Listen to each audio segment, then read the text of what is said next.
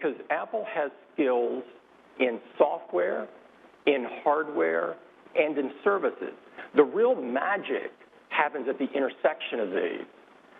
And Apple has the ability on all three of these spheres to innovate like crazy and really cause magic.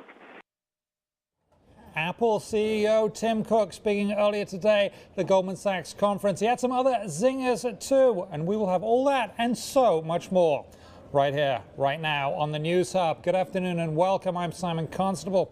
With the news from Tim Cook, we have Jessica Lessing, who joins us now from San Francisco, California. And there she is. Hi, Simon. Thank you for being there. So, that's where the magic happens. He said some other stuff, right? Yep, so Tim, he kind of proved why he's a morning person, which is his reputation for getting up early, because he had a lot of energy this morning at the Goldman Sachs Tech Conference. He talked about lots of different areas of the business, didn't say anything incredibly new or noteworthy, but gave us a lot of material to walk through. Now, he also talked about the shareholder spat. He's getting pressured by David Einhorn of Greenlight Capital to do some interesting maneuvers on their balance sheet. What did he have to say about that? So he basically called Greenlight Capital Einhorn's lawsuit against the company a silly sideshow to this issue and sort of wish they could move beyond it. It's kind of complicated. Greenlight is suing Apple actually over the structure of its proxy and how it's sort of written. But at the heart of it is Greenlight Capital and other investors' dissatisfaction with how Apple is using its cash and not returning enough to shareholders. And Tim did go into a lot of that in the talk this morning. He said sort of what he said recently, that Apple's very actively looking at ways to return more cash. They've cited what they've promised to return already, which is $45 billion over 3 years.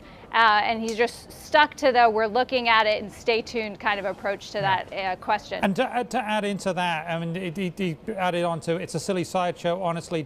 This is a waste of shareholder money. It's a distraction and not a seminal issue for Apple. I mean, yeah, waste of shareholder money is pretty dismissive of that. He also had some interesting stuff to say about cannibalization, and let's hear that right now. If you look at when we came out with iPad, what did people worry about? They worried, oh my God, you're going to kill the Mac. What have you done? You're stupid. And so the cannibalization question raises its head a lot. And the truth is we don't really think about it that much. Because our basic belief is that if we don't cannibalize, someone else will. Okay, and Jessica, how did that go down with folks? I mean, it's a pretty definitive sort of, this is the way we do it, and we're happy with it.